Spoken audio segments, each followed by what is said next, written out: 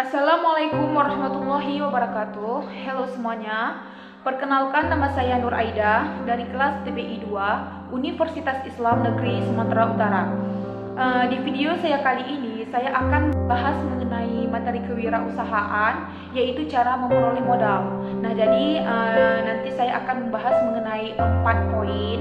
Yang pertama yaitu definisi daripada modal, kemudian yang kedua jenis-jenis modal, yang ketiga sumber modal, dan yang terakhir yaitu kelebihan dan kekurangan dari suatu modal.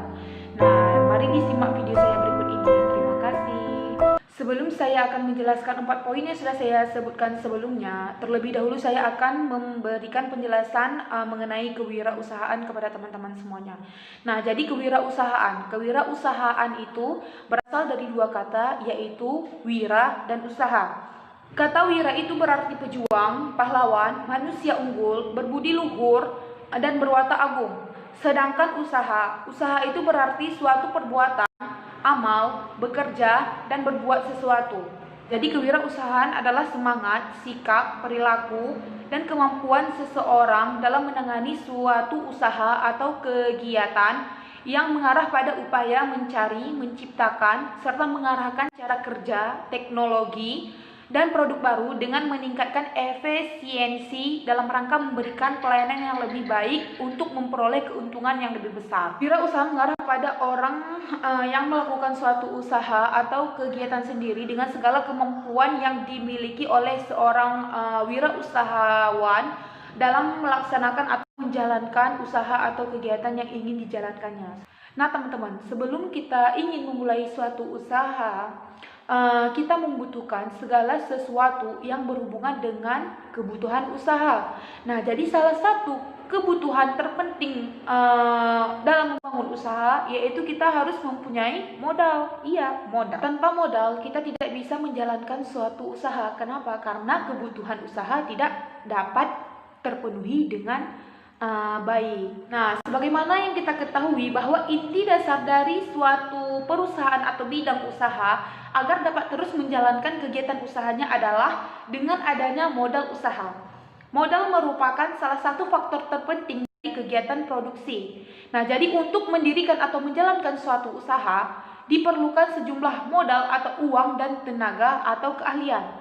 Modal dalam bentuk uang diperlukan untuk membiayai segala kebutuhan usaha. Sedangkan modal keahlian ini yaitu kemampuan seseorang untuk mengelola atau menjalankan suatu usaha. Nah teman-teman, untuk mendirikan atau menjalankan suatu usaha kita membutuhkan modal atau uang, dan juga kita juga membutuhkan tenaga atau keahlian.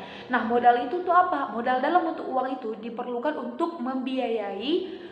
Nah teman-teman, jadi apa itu modal? Nah jadi modal usaha yaitu dana yang diperlukan oleh suatu perusahaan atau lembaga atau seseorang yang ingin menjalankan suatu usaha agar usahanya tersebut tetap berjalan. Ada beberapa definisi modal menurut beberapa para ahli, salah satunya yaitu menurut Bambang Rianto. Nah jadi menurut Bambang Rianto, modal adalah hasil produksi yang digunakan untuk memproduksi lebih lanjut.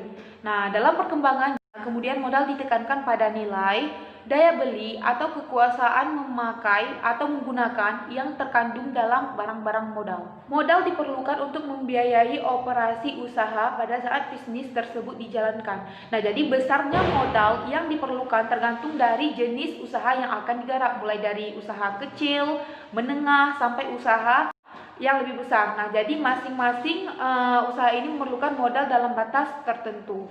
Masalah permodalan akan menyangkut keseimbangan di dalam modal usaha yang meliputi yang pertama yaitu keseimbangan modal intern, yaitu keseimbangan antar modal yang ditarik dengan yang tersedia di dalam perusahaan. Kemudian yang kedua, keseimbangan modal ekstern. Nah, jadi keseimbangan modal ekstern ini yaitu keseimbangan modal yang dibutuhkan dengan modal yang tersedia pada masyarakat. Kemudian yang ketiga ada keseimbangan modal kuantitatif. Keseimbangan modal kuantitatif ini yaitu keseimbangan modal yang dibutuhkan di satu pihak dengan jumlah yang akan ditarik. Nah, selanjutnya saya akan menjelaskan jenis-jenis modal usaha. Nah, teman-teman, jenis-jenis modal usaha ini terbagi menjadi 3. Yang pertama yaitu jenis modal usaha secara umum. Nah, jadi jenis modal usaha secara umum dibagi Jadi 3 lagi. Yang pertama yaitu modal investasi awal. Nah, jadi apa itu modal investasi awal? Modal investasi awal adalah modal yang diperlukan di awal usaha. Modal investasi awal ini dipakai untuk jangka panjang. Contoh daripada modal ini yaitu seperti bangunan serta peralatan seperti komputer, kendaraan, perabotan kantor, dan barang-barang lain yang dipakai untuk jangka panjang. Dan yang kedua yaitu modal kerja. Apa itu modal kerja? Nah, modal kerja ini biasanya bersifat jangka pendek. Nah, biasanya modal ini berfungsi sebagai modal untuk berjaga-jaga untuk berbagai variabel yang mungkin terjadi pada suatu usaha.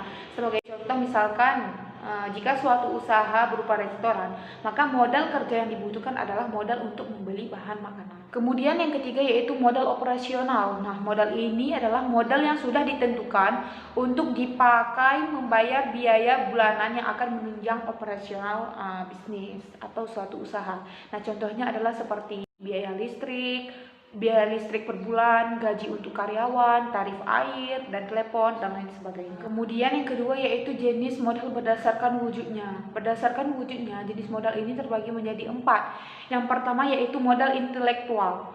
Nah, modal intelektual ini dapat diwujudkan dalam bentuk ide-ide sebagai modal utama yang disertai dengan pengetahuan atau knowledge, kemampuan, kemudian keterampilan atau skill, komitmen, dan tanggung jawab.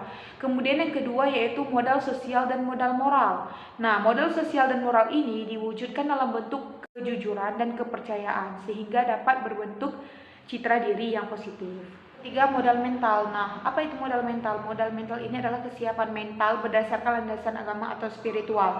Nah, biasanya diwujudkan dalam bentuk keberanian untuk menghadapi risiko atau tantangan yang dilandasi keimanan dan ketakwaan kepada Allah yang Maha Esa. Nah, kemudian yang keempat ada modal material. Apa itu modal material? Modal material yaitu modal dalam bentuk uang atau barang. Yang ketiga yaitu jenis modal berdasarkan fungsi.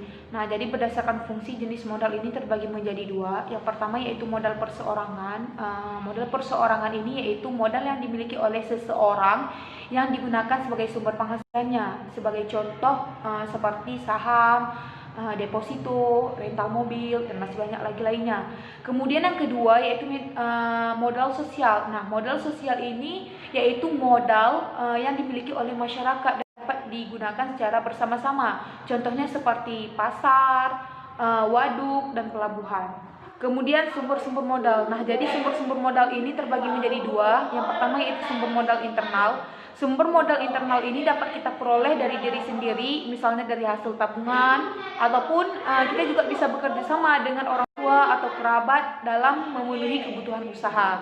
Kemudian yang kedua ada sumber modal eksternal. Nah, jadi sumber modal eksternal ini dari mana? Nah, jadi sumber modal eksternal ini kita peroleh dari pinjaman dari bank atau daripada kreditur, dari koperasi, dari perum pegadaian, dan lain sebagainya. Terakhir yaitu kelebihan dan kekurangan suatu modal usaha.